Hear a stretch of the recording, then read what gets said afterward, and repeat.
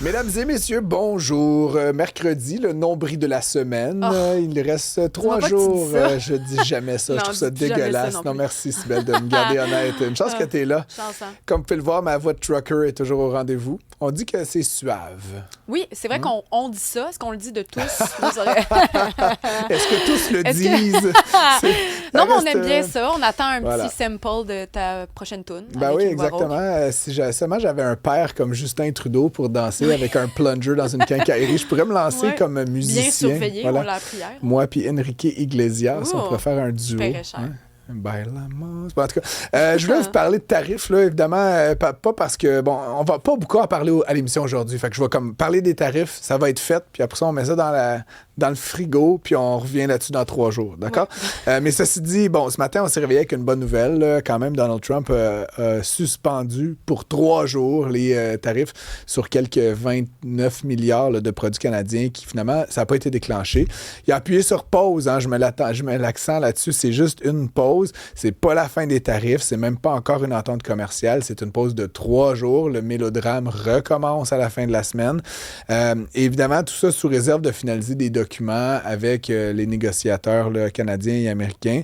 M. Carney est beaucoup plus prudent. Là. Donald Trump, hier, il avait été un peu sur une balloune. Là. Il y avait une bonne journée, clairement. Mais M. Carney parle de progrès importants. Il reste du travail à faire, dit-il.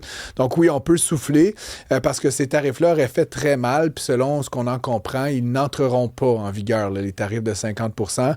Il y aura peut-être même une baisse là, sur les autres tarifs, les tarifs qu'on disait sectoriels, sur l'aluminium, sur l'acier, sur la forêt, sur l'automobile. Donc, là, ça se pourrait qu'on se retrouve là, la semaine prochaine dans une meilleure situation qu'on ne l'a été depuis 18 mois, ce qui est quand même une très, très bonne nouvelle. Bon, ceci dit, pour une PME aujourd'hui là, qui fabrique des produits qui vont à destination des Américains, ça reste très tendu. Hein? Est-ce que tu vas investir dans l'usine? Est-ce que tu vas t'embaucher quelqu'un pour concevoir des nouveaux produits? Est-ce que tu vas prendre des risques? Bien sûr que non.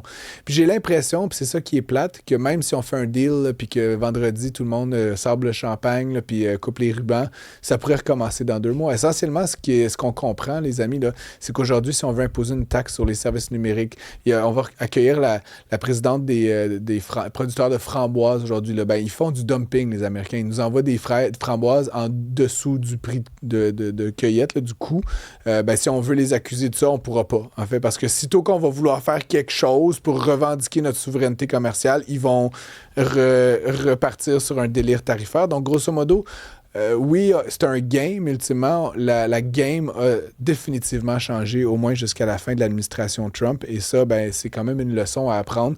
Donc, même s'il y a une stabilité, les amis, je pense qu'il ne faut pas lâcher le morceau de la diversification des débouchés. Il faut travailler plus avec les autres provinces, entre les provinces canadiennes. Il faut viser l'Asie, viser l'Europe. Les États-Unis vont rester un marché super important. On va rester des partenaires commerciaux de premier plan, mais autant que possible, il faut diversifier. Il faut trouver d'autres débouchés. Puis c'est sûr que là, on n'a pas les détails. Hein? Selon toute vraisemblance, là, je vais prendre mettre un petit 5 sur la table. Bon, si je mets un petit 5 avec 50 000 personnes, ça va me coûter cher, mais grosso modo, je pense que l'alcool va revenir. Bien, pas bien? Est-ce que vous aimez ça, l'alcool américain? Ou est-ce que vous l'attendez? Moi, un grand fan de Jack Daniels, personnellement. Là, un petit Jack and Coke. Là, je l'ai même écrit dans le journal. C'est comme un peu mon drink de prédilection en fin de semaine. Ça explique peut-être la voix, hein, ceci dit, mais non, parce que j'en ai plus de Jack depuis à peu près 2-3 mois. Puis bon, je suis hérissé par les Américains comme vous, mais le Jack spécifiquement me manque. Donc peut-être que ça va revenir. Ceci dit, 67 % des Canadiens disent que même si l'alcool américain revient, ils n'en achèteront pas. Il faudra voir des fois ce qu'on dit puis ce qu'on fait. Hein? C'est pas tout à fait la même chose. Puis bon, il va falloir regarder les petites lignes parce que là, bon, bien qu'on ait dit que la gestion de l'offre n'était pas dans le deal, je pense qu'on va probablement laisser davantage de lait entrer en sol canadien, tout en maintenant la gestion de l'offre, mais il va peut-être y avoir un peu de concurrence à la marge. La bonne nouvelle, en tout cas, c'est que ça semble se stabiliser. On a remis 72 heures au chronomètre. Ça me fait penser, est-ce que tu joues à des jeux vidéo, Sybelle Olivier?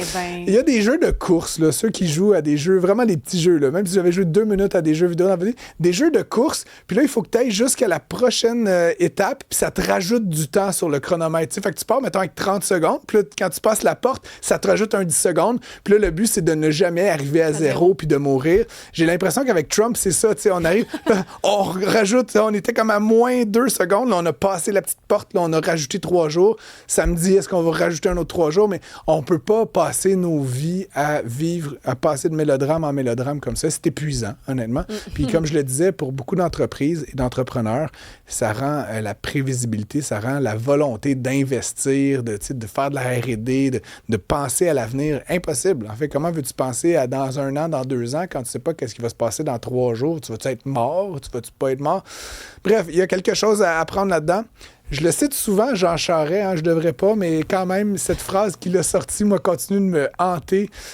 Dans 20 ans, on va remercier Donald Trump et j'espère qu'il va avoir eu raison, c'est-à-dire j'espère que tout ça, ça va être le coup de pied dans le cul qu'on avait besoin au Québec, au Canada, pour changer les manières de faire, pour inventer des nouveaux trucs, pour rajouter de la valeur ajoutée à nos produits, pour vendre des produits partout. Le Québec, là, c'est la plus belle place au monde, c'est les gens les plus brillants au monde, puis là, on était captifs des Américains.